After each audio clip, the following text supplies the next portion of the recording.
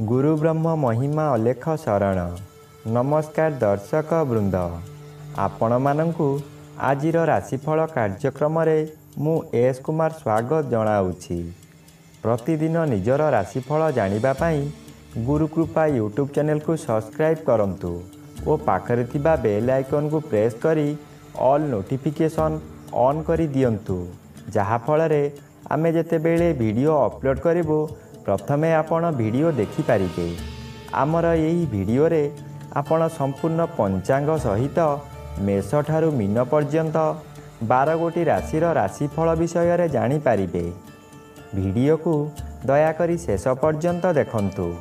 वीडियोटी भल लागिथिले वीडियो को लाइक करंतु एवं आपणक प्रियजन पाखु शेयर करी जणांतु। एबे आसंतु जानिबा आज दिनर संपूर्ण पंचांग विषय। आज 2025 मसीहा अप्रैल मास 16 तारिख बुधवार, दिल्ली स्वराब्द सन 1432 साल, स्वाधीन भारताब्द 78 वर्ष, महिमाद 198 वर्ष। उत्कल गजपति श्री श्री गजपति दिव्य सिंह देव महाराजांकर 68 अंक। सौरस्व बैशाख मास 3 दिन, चांद्रमते बैशाख कृष्ण पक्ष तृतीया तिथि, दिवा 12 घंटा 4 मिनिट पर्यंत। आजिर सूर्योदय विरजा क्षेत्र को 5 घंटा 30 मिनिट, मेष लग्न सुनुदंड 17 लिता गते उदय।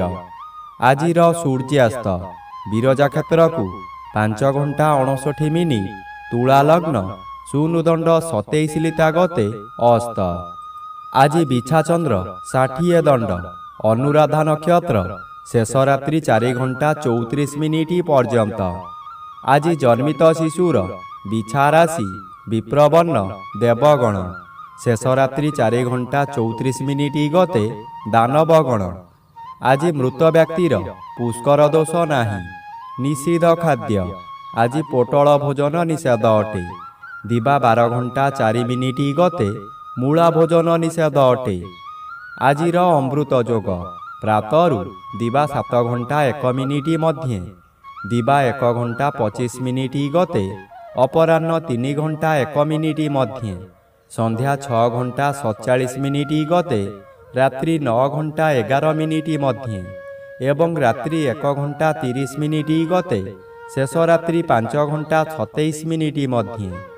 आजिर महेंद्र जोग अपराह्न 4 घंटा 45 मिनिट गते 5 घंटा 59 मिनिट मध्ये एवं रात्रि 9 घंटा 11 मिनिट गते 10 घंटा 47 मिनिट मध्ये। आजिर काल बेला दिवा 8 घंटा 22 मिनिट गते 9 घंटा 55 मिनिट मध्ये। आजिर बार बेला दिवा 11 घंटा 30 मिनिट गते 1 घंटा 4 मिनिट मध्ये। आजिर काल रात्रि रात्रि 2 घंटा 22 मिनिट गते शेष रात्रि 3 घंटा 56 मिनिट मध्ये। आजिर राहु काल मध्याह्न 12 घंटा ठारू 1 घंटा 30 मिनिट मध्यरे। आजिर घात चंद्र नाही। कर्कट राशिर घात नक्षत्र दिवा 12 घंटा 4 मिनिट गते वृष राशि और कुंभ राशिर घात तिथि, कर्कट राशिर घात 12। प्रिय बंधुगण, एबे आसंतु जानिबा मेष ठारू मीन पर्यंत 12 गोटी राशिर राशिफल विषय रे। राशि चक्रर प्रथम राशि मेष राशि। आज मेष राशि जन्मित व्यक्ति मानक सकाशे अष्टम स्थान रे चंद्र और जन्म रे रवि गोचर करुथिबारु अति अशुभ फल मिलिब। एही समय रे आपण जेउ स्थान को जिबे सेठारे कलह हेब। विभिन्न प्रकार क्षति होई आपणकर मथा विचलित होई जीव। रास्ता रे जीवा समय रे आपण अन्यमनस्क होई पारंती। सावधान न रहिले जानवाहन दुर्घटना को एड़ाई देई हेब नाही। एही समय रे आपणकु गरम ज्वर मध्य होई पारे। एबे आसंतु जानिबा राशि चक्रर द्वितीय राशि वृष राशि विषय रे। आज वृष राशि जन्मित व्यक्ति मानक सकाशे ସପ୍ତମ ସ୍ଥାନରେ ଚନ୍ଦ୍ରଗୋଚର କରୁଛନ୍ତି ଶୁଭ ଫଳ ପ୍ରଦାନ କରିବେ। ଏହି ସମୟରେ ଚାକିରି ନ ପାଉଥିବା ବ୍ୟକ୍ତି ଚାକିରି ପାଇପାରନ୍ତି। ଚାକିରି କରୁଥିବା ବ୍ୟକ୍ତିମାନଙ୍କର ପଦୋନ୍ନତି ହୋଇପାରେ। ବ୍ୟବସାୟ କରୁଥିବା ବ୍ୟକ୍ତି ଅଧିକ ବ୍ୟବସାୟକୁ ବୃଦ୍ଧି କରିପାରନ୍ତି। ଉତ୍ତମ ରୂପେ ବ୍ୟବସାୟ ଚାଲିବ। ଆଶାଠାରୁ ଅଧିକ ଲାଭ କରିବେ। ପରିବାରକୁ ନୂତନ ବନ୍ଧୁ ଆସିପାରନ୍ତି। ଅବିବାହିତମାନଙ୍କର ବିବାହ ହୋଇପାରେ। ଏବେ ଆସନ୍ତୁ ଜାଣିବା ରାଶିଚକ୍ରର ତୃତୀୟ ରାଶି ମିଥୁନ ରାଶି ବିଷୟରେ। ଆଜି ମିଥୁନ ରାଶି ଜନ୍ମିତ ବ୍ୟକ୍ତିମାନଙ୍କ ସକାଶେ ଷଷ୍ଠ ଚନ୍ଦ୍ର ଅନ୍ୟ ଗ୍ରହ ଦ୍ୱାରା ବାଧା ପାଉଥିବାରୁ ଶୁଭ ଫଳ ମିଳିବ ନାହିଁ। ଏହି ସମୟରେ ଶତ୍ରୁମାନେ ଦୂରରେ ରହି ଗୁପ୍ତରେ ଆକ୍ରମଣ କରିବେ ଓ ଆପଣ ତାହା ନ ଜାଣି ବିଶ୍ୱାସ କରି ବହୁ ହଇରାଣ ହେବେ। ବ୍ୟବସାୟ କ୍ଷେତ୍ରରେ ଏପରି କରିବେ ଯାହାକି ଆପଣ ଯେତେ ଚେଷ୍ଟା କଲେ ମଧ୍ୟ ଲାଭବାନ ହୋଇପାରିବେ ନାହିଁ। କ'ଣ ହେଉଛି ବୋଲି ବୁଝିଲା ବେଳକୁ ଆପଣଙ୍କର ବହୁ କ୍ଷତି ହୋଇସାରିଥିବ। ଏବେ ଆସନ୍ତୁ ଜାଣିବା ରାଶିଚକ୍ରର ଚତୁର୍ଥ ରାଶି କର୍କଟ ରାଶି ବିଷୟରେ। ଆଜି କର୍କଟ ରାଶି ଜନ୍ମିତ ବ୍ୟକ୍ତିମାନଙ୍କ ସକାଶେ ପଞ୍ଚମ ଚନ୍ଦ୍ର ଅଶୁଭ, ଘାତବାର ଅଶୁଭ ଓ ଘାତ ନକ୍ଷତ୍ର ଅଶୁଭ କରାଇବ। ହଠାତ୍ ସ୍ୱାସ୍ଥ୍ୟ ହାନି ହେବ। କୌଣସି ଗୋଟାଏ କାମ କରିବାର ସମୟ ନିର୍ଦ୍ଧାରିତ ହୋଇସାରିଥିବ, କିନ୍ତୁ ଆପଣଙ୍କ ଶରୀର ଅସୁସ୍ଥ ହେବା କାରଣରୁ ଆପଣ କଥା ଦେଇ କଥା ରଖିପାରିବେ ନାହିଁ। ମନରେ ଦୁଃଖ ଯନ୍ତ୍ରଣା ଭୋଗିବେ। ମନରେ ଦୁଶ୍ଚିନ୍ତା ବଢ଼ିଯିବାରୁ ରୋଗ ମାଡ଼ି ବସିବେ। ବହୁ କଷ୍ଟ ଭୋଗିବେ। ଏହି ସମୟରେ କେଉଁଠାରୁ ବଡ଼ ଦୁଃଖ ଖବର ପାଇ ବୋଝ ଉପରେ ଲଳିତା ବିଡ଼ା ସଦୃଶ୍ୟ ହେବ। ଏବେ ଆସନ୍ତୁ ଜାଣିବା ରାଶିଚକ୍ରର ପଞ୍ଚମ ରାଶି ସିଂହ ରାଶି ବିଷୟରେ। ଆଜି ସିଂହ ରାଶି ଜନ୍ମିତ ବ୍ୟକ୍ତିମାନଙ୍କ ସକାଶେ ନବମ ରବି ବାଧାପ୍ରାପ୍ତ ଅଛନ୍ତି ଓ ଚତୁର୍ଥ ସ୍ଥାନରେ ଚନ୍ଦ୍ରଗୋଚର କରୁଛନ୍ତି। ଆଜି ବେଶୀ ବିଚଳିତ ଲାଗିବ ନାହିଁ। ଧୈର୍ଯ୍ୟର ସହିତ ଆଗକୁ ଆଗକୁ ମାଡ଼ିଯିବେ। ଅର୍ଥ ଆସିବାର ବାଟ ଫିଟିଯିବ, କିନ୍ତୁ ତତ୍କ୍ଷଣାତ୍ ମିଳିବ ନାହିଁ। ଚାକିରି କରୁଥିବା ବ୍ୟକ୍ତିମାନେ ଶୁଭ ଖବର ପାଇ ଆନନ୍ଦିତ ହେବେ। ଚତୁର୍ଥ ସ୍ଥାନ ବିଦ୍ୟାସ୍ଥାନ ଓ ମାତୃସ୍ଥାନ ହୋଇଥିବାରୁ ମାତୃ ସହିତ କିଛି କଥା କଟାକଟି ହୋଇପାରେ। ବିଦ୍ୟାର୍ଥୀମାନେ ବିଦ୍ୟାରେ ଉନ୍ନତି କରିବେ। ଏବେ ଆସନ୍ତୁ ଜାଣିବା ରାଶିଚକ୍ରର ଷଷ୍ଠ ରାଶି କନ୍ୟା ରାଶି ବିଷୟରେ। ଆଜି କନ୍ୟା ରାଶି ଜନ୍ମିତ ବ୍ୟକ୍ତିମାନଙ୍କ ସକାଶେ ତୃତୀୟ ଚନ୍ଦ୍ର ବାଧାପ୍ରାପ୍ତ ଅଛନ୍ତି। ଶୁଭ ଫଳ ମିଳିବ ନାହିଁ। ଅଷ୍ଟମ ରବି ଅଶୁଭ। ଚାତକ ପକ୍ଷୀ ସଦୃଶ୍ୟ ହେବ। ହେବା କାମ ହେବ ନାହିଁ।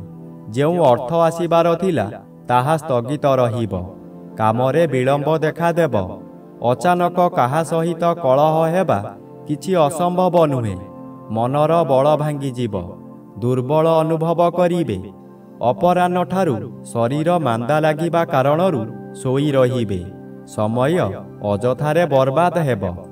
ଏବେ ଆସନ୍ତୁ ଜାଣିବା ରାଶିଚକ୍ରର ସପ୍ତମ ରାଶି ତୁଳା ରାଶି ବିଷୟରେ।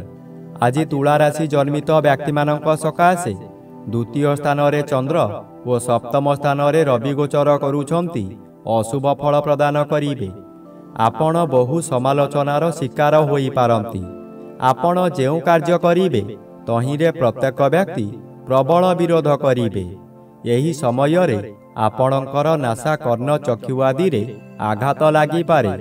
ସାମାନ୍ୟ କଥାରେ ଆପଣ ଉତ୍ତେଜିତ ହୋଇଯିବେ ଓ ନିଜ ଜିଦ୍ ରଖିବାକୁ ଯାଇ ବହୁତ ଅର୍ଥହାନି କରିବେ। ଏବେ ଆସନ୍ତୁ ଜାଣିବା ରାଶିଚକ୍ରର ଅଷ୍ଟମ ରାଶି ବିଛା ରାଶି ବିଷୟରେ।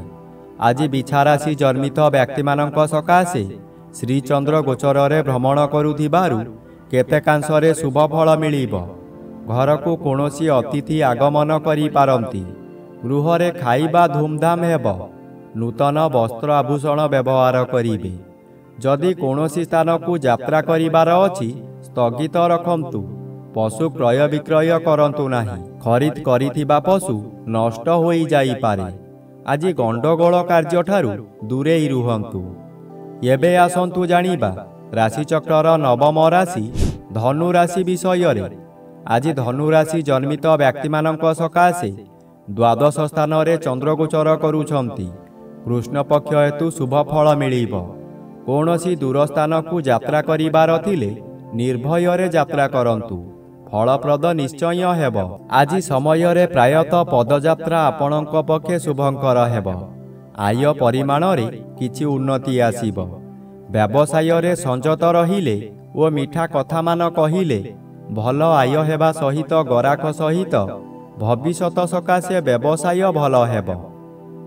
ଏବେ ଆସନ୍ତୁ ଜାଣିବା ରାଶିଚକ୍ରର ଦଶମ ରାଶି ମକର ରାଶି ବିଷୟରେ। ଆଜି ମକର ରାଶି ଜନ୍ମିତ ବ୍ୟକ୍ତିମାନଙ୍କ ସକାଶେ ଏକାଦଶ ସ୍ଥାନରେ ଚନ୍ଦ୍ରଗୋଚର କରୁଛନ୍ତି। ଶୁଭ ଫଳ ମିଳିବ। ଆପଣ ବହୁଦିନରୁ ଯେଉଁ କାର୍ଯ୍ୟ ସକାଶେ ଅପେକ୍ଷା କରିଥିଲେ ତାହା ଏହି ସମୟରେ ନିଶ୍ଚୟ ପୂରଣ ହେବ। କୌଣସି ଅଫିସରଙ୍କର ସାକ୍ଷାତ ପାଉନଥିଲେ, ଏବେ ତାଙ୍କ ସହିତ ସାକ୍ଷାତ ହେବ। ତାଙ୍କ ସହଯୋଗରେ ଆପଣ ବହୁ ନୂତନ କାମ ପାଇ ଉପକୃତ ହେବେ। ନୂତନ ଅଳଙ୍କାର ବ୍ୟବହାର କରିବେ। ପରିବାର ଆପଣଙ୍କୁ ସପୋର୍ଟ କରିବ। ଏବେ ଆସନ୍ତୁ ଜାଣିବା ରାଶିଚକ୍ରର ଏକାଦଶ ରାଶି କୁମ୍ଭ ରାଶି ବିଷୟରେ।